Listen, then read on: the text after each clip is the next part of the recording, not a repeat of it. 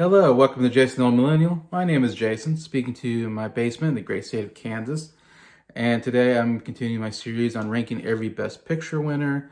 I'm now down to number 15 on my list. I got 15 more movies to talk about. This time I'm going to go just do 5 movies instead of 10. So I don't have to rush it at the end of each video. But yeah, I got 5 just really, really great movies. These are some of my favorite movies now once we get this far into the list. So stay tuned. I hope you enjoy this on Jason the Old Millennial.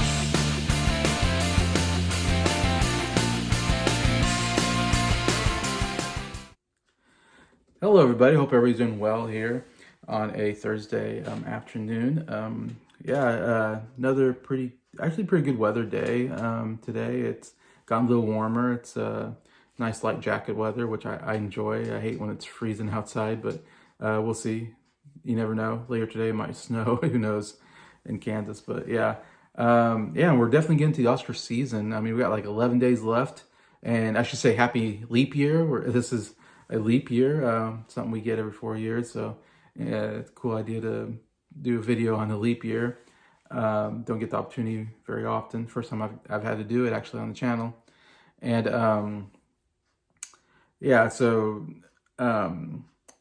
the Oscars are coming up, and I have I just want to remind everybody, I have a Oscar predictions contest on my channel where you predict 20 of the categories, predict who's going to win.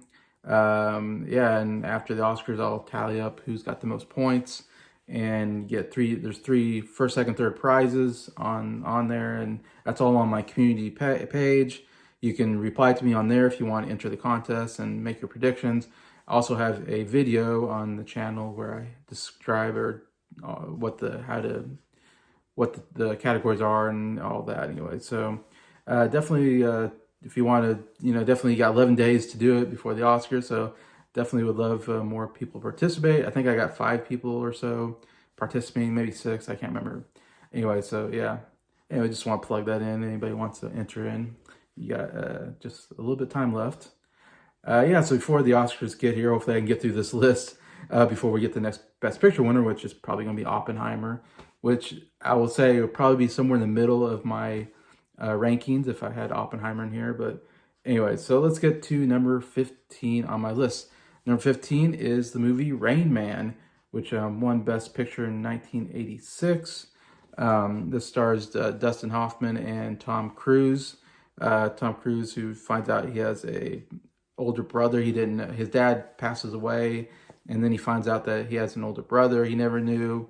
Played by Dustin Hoffman, who has autism. Anyways, and so and he gets I think a lot of money and stuff from the dad in the will, so he kind of kidnaps his brother to try to, because he wants to get some of that or something. But then he ends up forming this strong relationship with his brother.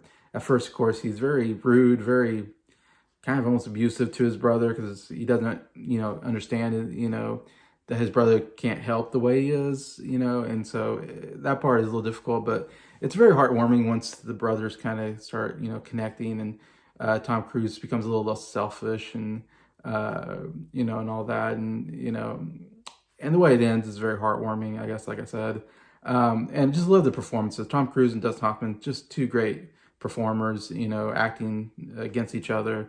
That's what really makes the movie, of course, is that bond between them and seeing them. And for me, Dustin Hoffman gives one of the greatest performances of all time. Of course, he ends up winning Best Actor for this performance, playing the Raymond character. So I think he does an absolutely fantastic job pretending to be autistic, and it's a, iconic performance that everybody, knows about, and really the biggest one of his career. And second Oscar too that he won. But yeah, absolutely fantastic movie that, again, just love the the heartwarming of the brother relationship and how that grows throughout the movie. And it's also funny. There's some good comedic moments there as well. So yeah, that's why I got Rain Man here at number 15 on my list. Number 14, this was one of the biggest movies of all time. I do have it up here this big, and that is Titanic, which won Best Picture in 1997. Of course, I remember I went and saw this in the movie theater, and I remember it was huge. I remember at the time it was a risk because they said it was like the most expensive movie ever made, I think, at that point. And so it was definitely a risk of like, oh, if this does not, do well, it's going to be bad on James Cameron, who directed and wrote the script and everything. But no, it was a big success. It became the biggest movie of the year of all time. It's still up there as one of the biggest box office grossing movies of all time. Yeah, it was everywhere. It's like this over 3 hour epic, It's a love story that takes place during the tragic events of the Titanic hitting the iceberg and a lot of people dying and all that. But the crux, it's about this love story between Leonardo DiCaprio's character, Jack, and Kate Winslet's character. I think her name's like Rose. Yeah, Jack and Rose. Some iconic sequences, don't let go, Jack, and standing over the, front of the ship, yeah, it won a lot of Oscars too. It won 11 Oscars, tying for the most Oscars ever won at the ceremony. So yeah, you can't get much bigger than this. Yeah, I saw the movie theater. That was great. It's not one I've gone back to a lot, but I still have it up higher because I think it has so many great moments in it. I think Kate Winslet and Leonardo DiCaprio, great performances. Leonardo DiCaprio, it was really he was still pretty young, and it was really the movie that really put him out there as like this one of the great actors of his generation, and he's just grown from there, and eventually did win an Oscar. But he's given so many great performances, and that was the first one I remember going, wow, I really like Leonardo DiCaprio as an actor, and he's one that I followed throughout the years, and I've watched about every movie he makes, because of that.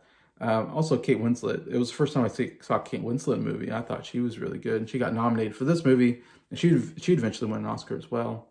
Also, I got to see part of Kate Winslet I've never seen before in my life because I was a young teenager, and definitely that was awkward getting to see Kate Winslet, in a certain sequence. And I was there with my older sister, but as a young boy, I was like, oh, yeah, okay. I like that. Anyways, enough of that. But yeah, obviously the ending with the Titanic going down and them trying to, get off the boat and watching all these people that you've seen throughout the movie and all that. Of course, definitely some tearjerker scenes. And I think the reason why I have a hard time watching this again, because that in the last part of that movie with the Titanic going down is definitely makes me tear up, and it's hard to think about how terrible that would have been being on that boat. You have to talk about the music. James Horner won the Oscar for score. James Horner won the greatest movie score, conductors, composers, and gives one of his best on this, and definitely deserved the Oscar. Of course, Celine Dion's song, "My Heart Will Go On," won best song, and that was all over the radio. One of Celine Dion's like biggest songs of all time. So yeah, I had a lot going for it. I still love the ending though. The ending I think is absolutely fantastic.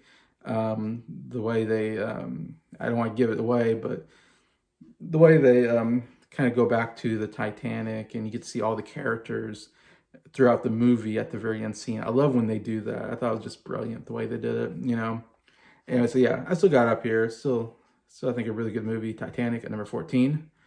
Number 13, I have Slumdog Millionaire, which won Best Picture in 2008. This movie really took me by surprise. I remember this movie coming out, and I wasn't sure about it, and it was getting a lot of Oscar buzz, so I went and saw it, and I thought it was absolutely fantastic.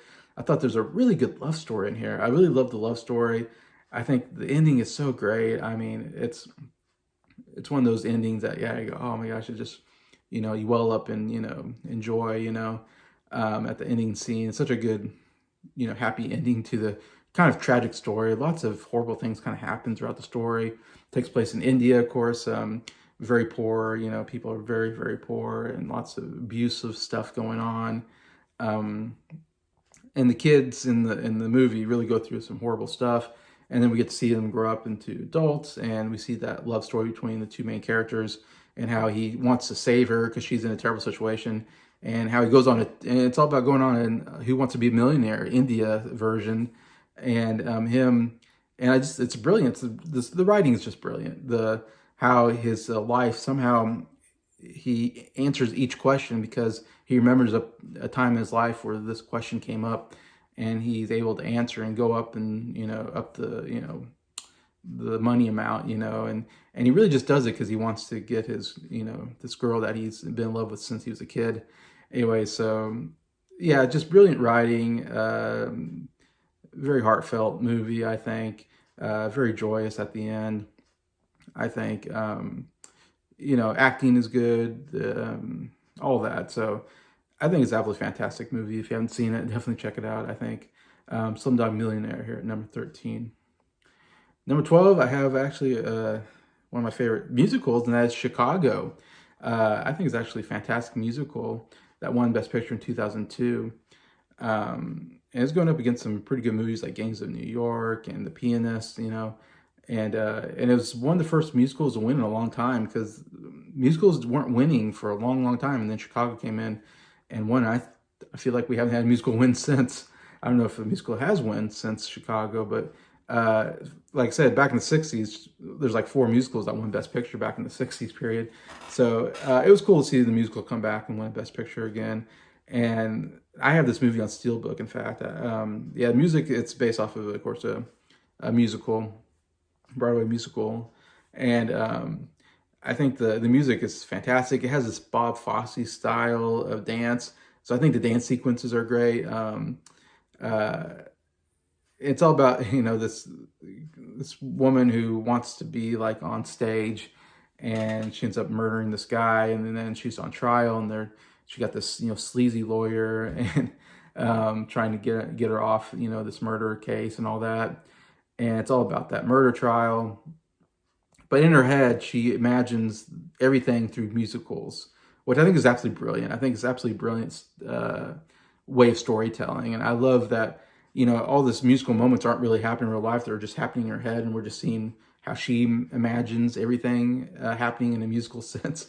And to me, it's brilliant. I think it's like awesome because it gives you a sense of like, okay, this isn't really happening, but it's a great musical number. So I love that we're getting that, everything from like the, meeting all the prisoner women and them giving their own story of why they're in prison. That's a great, they had it coming. They had it coming. I mean, it's a catchy song. The costuming is amazing. The dance sequences are really well choreographed. Love it all. Love that we have this one guy who introduces each number before it happens. So it just feels like a musical. Yeah, the performances are decent. I don't know. I never think of the acting as like the greatest. It's fine, except for Queen Latifah. I think is terrible, and she got an Oscar nomination. I think she's a terrible actress, but that's just me. Love seeing John C. Reilly here. Has a real small role, but really great in it as well. I'm forgetting names, so I'm trying to think of names on top of my head. But Richard Gere, I thought was really good. He should have gotten an Oscar nomination. I thought he did a really good job as the sleazy lawyer role. I thought fantastic. The whole giving the razzle dazzle scene, fantastic. Kind of almost a comedic take at trials and how you can manipulate the jury to and all that. Yeah, I think it's a fantastic musical. Really fun movie. So yeah, I have it here at number 12, Chicago. Now, last movie I'll talk about on this list. Now, at number 11, I have The Apartment. Just missing out on my top 10. The Apartment won Best Picture in 1960. It's a Billy Wilder film, who was one of the great directors of this period. And stars Jack Lemmon, and the main character, I think his name's Baxter.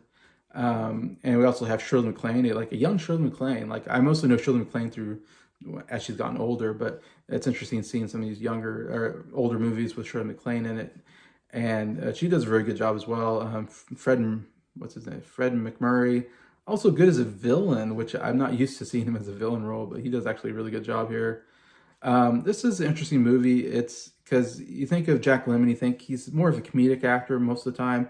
Billy Wilder's movies, he does dramas and comedies. You think of a lot of his good comedies with Jack Lemmon.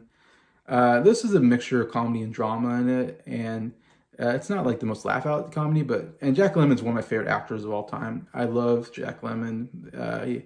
He did so many great stuff. So definitely during this period, he was doing some really great roles here, and he got nominated for Best Actor, I know, for this role, and he got, Best Director and all that.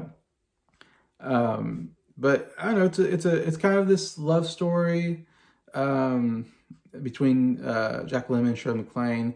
So Shirley MacLaine's also in love with Freddie McMurray, and so there's a lot of heartbreak in here, and there's even a suicidal attempt in here, which is very serious. So that's why it's a comedy, but it has these very serious moments in it. But I don't know, I just love the relationship aspect of it, and there's one of my favorite parts of the movie is there's this cracked mirror. Shirley MacLaine has a cracked mirror, and there's a famous line where he says, why don't you get a different mirror? And she says, oh, I like looking at this mirror because it represents what I feel like inside. What she's saying, I'm broken inside, and so I look at this broken mirror to represent that, which is an interesting idea, I think. And then it comes back later in the movie where he finds the broken mirror in his apartment and realizes that she's been sleeping with the boss or something like that. And that moment when he finds the broken mirror is so heartbreaking. Or when he's given the broken mirror, man, the look on his face so heartbreaking because he's in love with her and he's seen that she's not really loving him. Yeah, so I think it's a really cool kind of love story. And also it's about him kind of getting a backbone and finally standing up to people who take advantage of him. But yeah, it's a fantastic movie, I think. Wonderfully acted. A lot of great character actors as well. All the supporting characters are really good here. And yeah, just a really great story. Some of my favorite actors in it. One, I think it's an underrated movie. I think if you haven't seen it, definitely check it out. And that is The Apartment here at number 11 on my list. So that'll be the 5 I'll talk about today. And so next time I'll get into my top 10 favorite Best Picture winners, and that should be great. So definitely comment what you think about these 5. Are you a fan of these? Have you seen them? All that. Love to read the comments, and I appreciate when people do comment on here. I always answer them back. Thank you for watching this video. Thank you for liking it. And thank you to all my subscribers for supporting the channel. I appreciate all of you, and hope you guys have a good day.